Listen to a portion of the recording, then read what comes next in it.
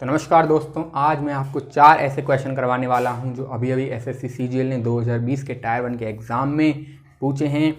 और ये 4 क्वेश्चन करने के बाद आप इस बात को सोचने पर मजबूर हो जाओगे कि क्या जो तरीके आपने सीख रखे हैं क्या वो एग्ज़ाम में उतने इफ़ेक्टिव हैं या फिर आपको कुछ और भी सीखने की ज़रूरत है।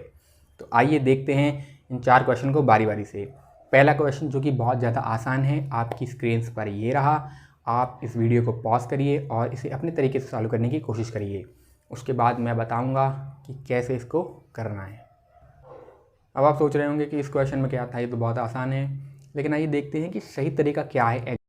अब वो स्टूडेंट जिसने अभी तैयारी शुरू ही करी है वो इसे कैसे सॉल्व करेगा, आइए देखते हैं।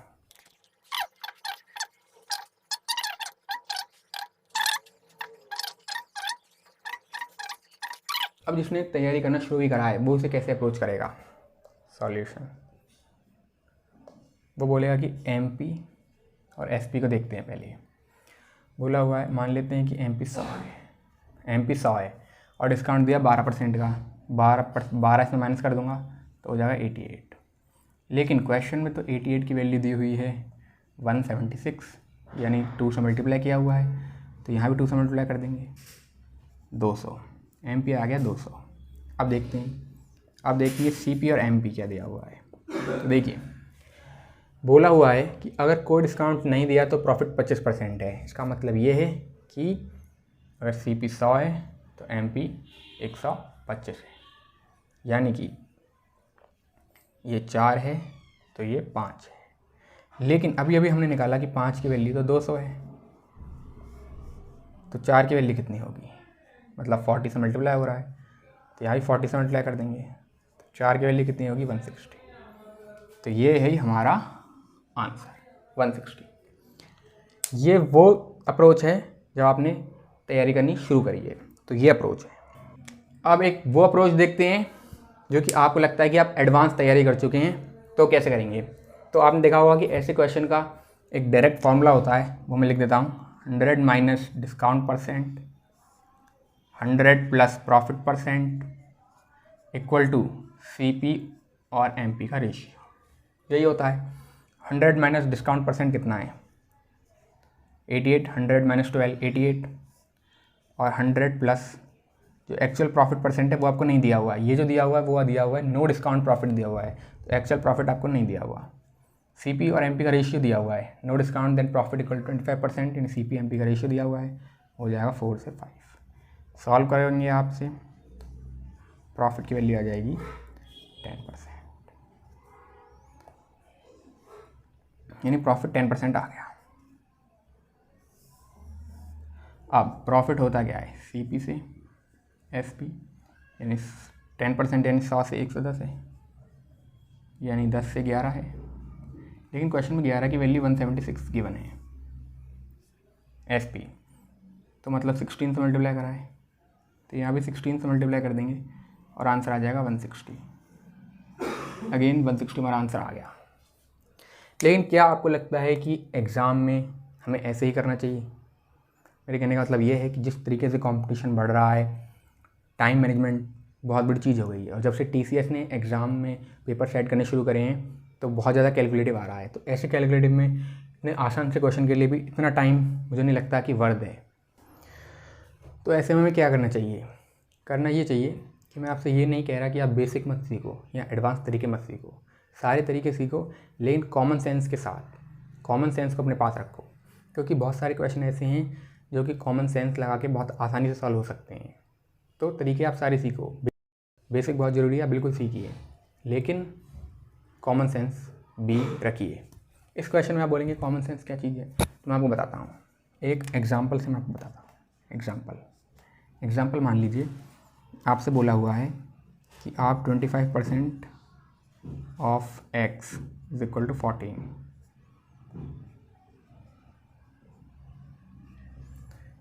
52.5, 53.5, 55.5, 56, और बोला है find the value of x। एक बहुत सिंपल सा मैंने एक एग्जांपल लिया है, तो देखिए इसमें हम कैसे करेंगे। हम देखेंगे 25% ऑफ x, 25% मतलब 1/4, इज इक्वल टू 14, एक्स की वैल्यू 56, सीधा हम सब मार्क कर देंगे।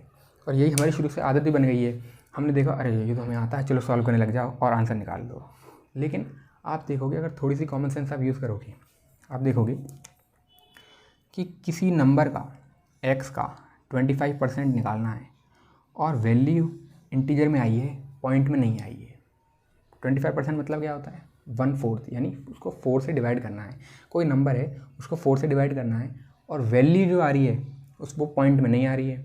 तो आप मुझे बताइए कि ऐसा कैसे हो सकता है कि वो जो नंबर है फिर वो पॉइंट में हो?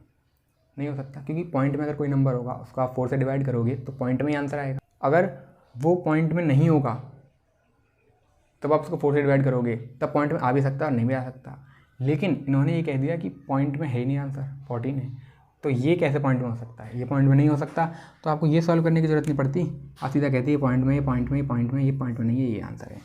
ये बहुत छोटा मैंने एग्जाम्पल लिया है, तो आपने कैलकुलेशन तुरंत कर दी और आप हो सकता है कि आपको लग रहा हो कि ये करना आसान है। लेकिन जब क्वेश्चन में ज़्यादा डाटा गिवन होता है तब अगर आप इस कॉमन सेंस का यूज़ करेंगे तो बहुत आसानी से हो सकता है। आइए मैं आपको अब अपने रियल क्वेश्चन पर चलते हैं। तो क्वेश्चन में देखिए कि निकालना क्या है। क्वेश्चन में हमें निकालना है CP, ठीक है। अब देखिए जो डिस्काउंट होता है वो क्या CP पे निकलता है? नहीं निकलता। तो जो profit, no discount then profit 25%, जो प्रॉफिट होता है वो CP पे निकलता है। तो यानी CP का हम कहीं ना कहीं 25% करेंगे। और आप देखिए कि क्वेश्चन में कहीं पर भी कोई भी वैल्यू पॉइंट में है, कोई वैल्यू पॉइंट में नहीं है। अब आप देखिए CP का 25% करा है, यानी 1/4 करा है CP का, और वैल्यू पॉइंट में नहीं आ रही है। तो इसका मतलब क्या है कि CP 4 से डिविजिबल है, तभी तो भाई ये पूरा डिवाइड होगा और वैल्यू पॉइंट में नहीं आएगी। तो अब देखते हैं, ना तो ये 4 से डिविजिबल है, ना ये 4 से डिविजिबल है, ना ये 4 से डिविजिबल है, बस यही 4 से डिविजिबल है। ये उत्तर हो गया हमारा। हमें कुछ करने की ज़रूरत भी नहीं पड़ी, सिर्फ थोड़ी सी कॉमन सेंस लगाई कि भाई 4 से डिवाइड हो रहा है वो। अब हो सकता है कि आप लोग सोच रहे होंगे कि इसमें तो बाई चांस निकल गया कि एक ही ऐसा है जो 4 से डिविजिबल नहीं हो रहा, लेकिन कभी कभार ऐसा भी हो सकता है कि 2 ऑप्शन कट जाएँ और 2 ऑप्शन बच जाएँ। तो आइए अगला क्वेश्चन वैसे ही देखते हैं कि इसमें 2 ऑप्शन कट जाएँ और 2 ऑप्शन बच जाएँ।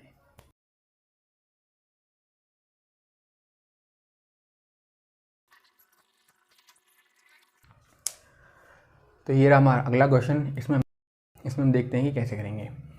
देखिए यहाँ पर हमें गिवन है, यहाँ पर हमें निकालना क्या है, हमें निकालना है MP। अब देखिए प्रॉफिट MP पर निकलता नहीं निकलता, CP अलग है। डिस्काउंट MP पर निकलता है 16%। 16% को आप कैसे लिख सकते हो? 16/100, मतलब MP का कहीं ना कहीं 9/25 हुआ है। और ऑप्शन यहाँ 9/25 नहीं होगा बल्कि 4/25 होगा, वो मैंने गलती से 9/25 लिख दिया था। ऑप्शन और क्वेश्चन में कहीं पे पॉइंट का जिक्र नहीं है, तो फिर मतलब क्या है कि जो MP है वो 25 से डिविजिबल है। अब यहाँ देखते हैं। अब देखिए 25 से डिविजिबिलिटी चेक करने का क्या तरीका है कि लास्ट की 2 डिजिट्स 25 से डिविजिबल होनी चाहिए। यहाँ 50 है, हो रही हैं। यहाँ 20 है, नहीं हो रही। यहाँ 60 है, हो रही हैं। सॉरी 60 है, नहीं हो रही। 00 है, हो रही हैं। अब देखिए दो ऑप्शन कट गए, लेकिन 2 ऑप्शन अभी भी बच गए। लेकिन तब भी हमें बहुत फ़ायदा मिल गया है, हमें बहुत फ़ायदा हो गया। कैसे? क्योंकि आप देखिए 2 ऑप्शन तो आपके जा चुके हैं, 2 ऑप्शन बचे हैं। इन 2 ऑप्शन में आप ये देखिए कि आपको सबसे अच्छा कौन सा लग रहा है। देखने में हमें सबसे अच्छा लग रहा है 400। ठीक है, मान लेते हैं CP, SP,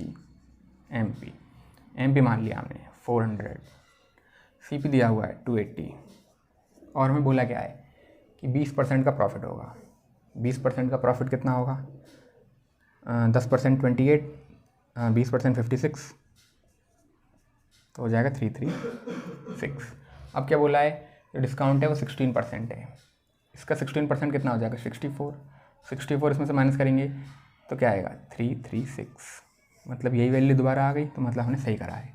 तो आपने देखा कि भले ही हमें डायरेक्ट आंसर ना मिला हो, लेकिन तब भी हमें कितना फ़ायदा हो गया कि 2 कट गए और में से जौन सा अच्छा लग रहा था वो ले लो। अगर मान लो कि यहाँ आंसर नहीं आ रहा होता, मान लो कि यहाँ कैसे ना कैसे करके 332 आ जाता और यहाँ 336 है, तो मतलब मैच नहीं हुआ। अब मैच नहीं हुआ तो मतलब ये भी गलत हैं, अब ये गलत हैं, तीनों गलत हैं, तो कौन सा सही होगा? फिर ये सही हो जाएगा। ये तरीका है। और ऐसी बात नहीं है कि हम इसको डायरेक्ट फॉर्मूला यूज़ करके नहीं कर सकते, हम वो भी कर सकते हैं। 100 minus discount percent 100 plus profit percent CP by MP। 100 minus discount कितना हो जाएगा 84, 100 प्लस प्रॉफिट कितना हो जाएगा 120, CP कितना है 280 और MP में फाइंड आउट करना है। ये 12 से कट जाएगा, ये 40 और MP की वैल्यू आ गई 400। तो आपने देखा कि फॉर्मूला अप्लाई करके भी हमारा आंसर बहुत आसानी से आ रहा है, लेकिन ये वैल्यूज़ बहुत सिंपल थी। अब अगले क्वेश्चन में देखते हैं, वो भी SSC ने ही पूछा है, उसमें वैल्यूज़ अलग हैं। उसमें आप फॉर्मूला यूज़ करके देखिए और फिर देखिए कि क्या ड्रॉबैक है। मैं ये नहीं कह रहा कि फॉर्मूला आपको नहीं पता होना चाहिए, आपको पता होना चाहिए, लेकिन आप साथ में कॉमन सेंस भी रखिए इसमें। अब आप सोच रहे होंगे कि पहले क्वेश्चन में 3 ऑप्शन कट गए, 1 बच गया, वो ठीक आंसर हो गया। दूसरे क्वेश्चन में 2 कट गए, 2 बच गए, तो उनमें से हमने 1 चेक कर लिया, वो ठीक है तो आंसर है, और नहीं है तो दूसरा आंसर है। लेकिन क्या होगा जब 3 ऑप्शन बच जाएंगे और बस एक ही ऑप्शन आप काट पाएंगे। तो आइए अगला क्वेश्चन ऐसा ही करते हैं जिसमें 3 ऑप्शन बचें और बस एक ऑप्शन कटे।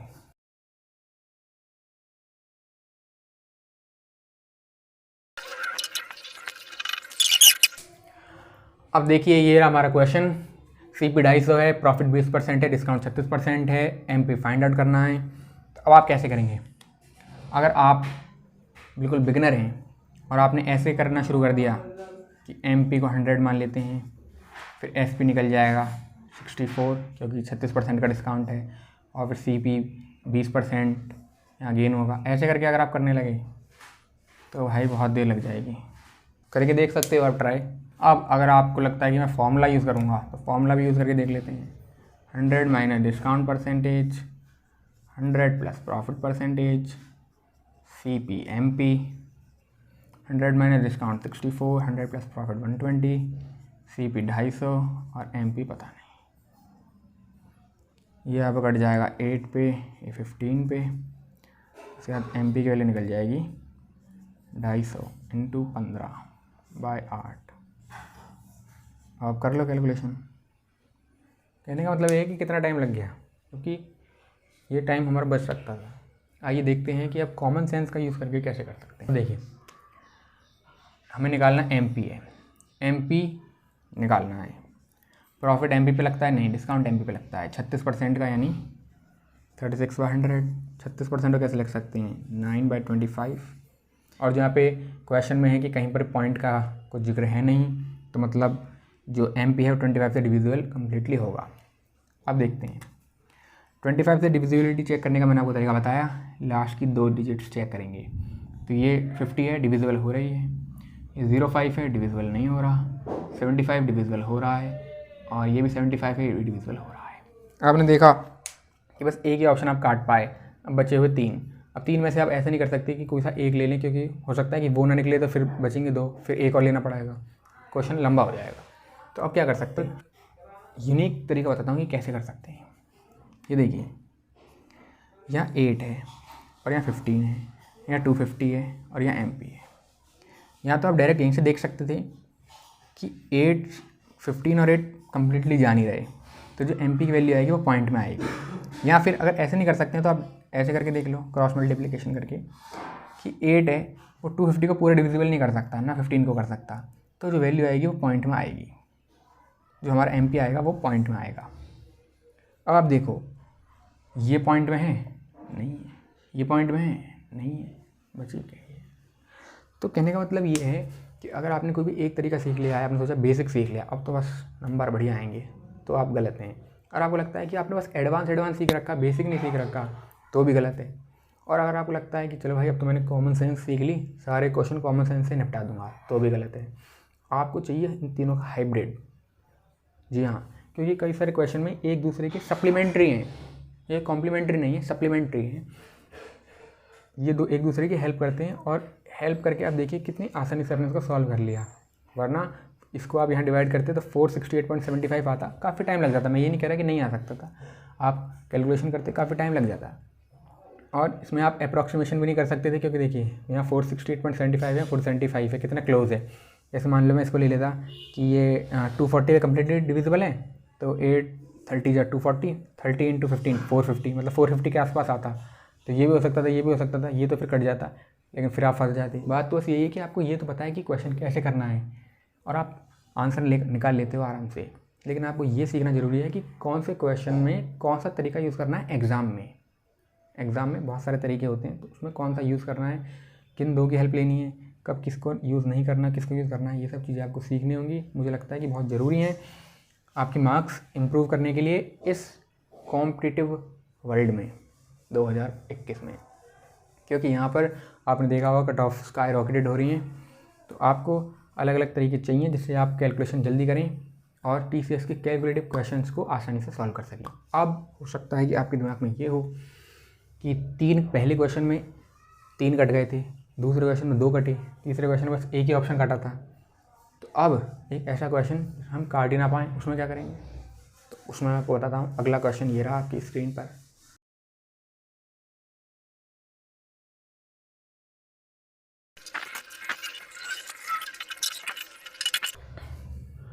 आइए, तो क्वेश्चन ये रहा।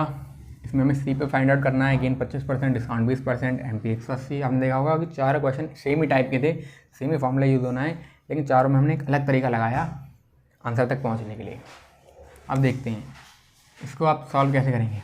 इसको अगर आप इसमें आप देखें कॉमन सेंस वाले तरीके से, तो CP आपको निकालना है। गेन CP पर ही निकलता है, तो यानी 1/4, 25% यानी 1/4, यानी 4 से डिविजिबल होना चाहिए, कि कहीं पॉइंट में कुछ है नहीं। देखो 4 से डिविजिबल का भी बस यही है, लास्ट की 2 डिजिट्स 4 से डिविजिबल होनी चाहिए। ये हो रही हैं, इसमें हो रही हैं, इसमें हो रही हैं, इसमें हो रही हैं, मतलब कोई भी ऑप्शन आपने डायरेक्ट कॉमन सेंस से नहीं काटा। तो आपको लगा होगा कि अब क्या करोगे, अब तो फॉर्मूले पे जाना ही पड़ेगा ना। तो फॉर्मूले पे जाना पड़ेगा, ये कोई बुरी बात नहीं है, अच्छी बात है कि हम फॉर्मूले का भी यूज़ कर रहे हैं। लेकिन अगर एग्जामिनर जो ऑप्शन सेट कर रहा है उनमें भी घुमा रहा है, आपको क्वेश्चन में भी घुमा रहा है, तो मेरी बात आप एक ध्यान से सुन लीजिए कि कोई भी एग्जामिनर एक क्वेश्चन को कितना भी मुश्किल बना ले, अगर वो उसको एक लेवल मुश्किल बनाता है तो 10 तरीके और खुल जाते हैं उसको आसान बनाने के। कहीं ना कहीं लूप होल ज़रूर रहता है।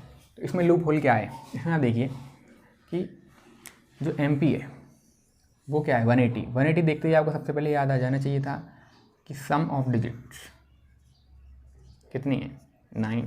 और जब 9 सम ऑफ डिजिट्स होती हैं तो आपको पता होगा कि 9 एक ऐसा स्पेशल नंबर है जिसको आप किसी से भी मल्टीप्लाई कर दो तो जो डिजिट आएंगी आंसर की वो भी 9 से डिविजिबल होंगी या फिर 9 का मल्टीपल होंगी। अब हम देखते हैं कि MP पर डिस्काउंट दिया, फिर गेन हो रहा है, मतलब सब कुछ चल रहा है, यहाँ रोल पूरा इसका है, इसी पर ये डिस्काउंट परसेंटेज सब कुछ कैलकुलेट हो रहा है, मतलब सारा खेल यहीं चल रहा है 9 का। तो मतलब ये सारा खेल यहीं चल रहा है, तो डिजिट्स होंगी वो 9 से कैसे अलग हो सकती है, आप बताइए। मतलब जो आंसर होगा उसका डिजिट सम भी क्या होगा, 9 होगा। डिजिट सम निकालना मुझे लगता है आपको आता ही होगा, बहुत सिंपल है। यहाँ से शुरू करते हैं। 8 और 2 10 और 1 11 यानी 2, डिजिट सम्स का 2 आ गया, तो मतलब उत्तर नहीं हो सकता। 5 और 2 7 और 2 9 और 1 10 यानी 1 आ गया डिजिट सम, उत्तर नहीं हो सकता। 8 9 10 फिर से 1 आ गया, उत्तर नहीं हो सकता।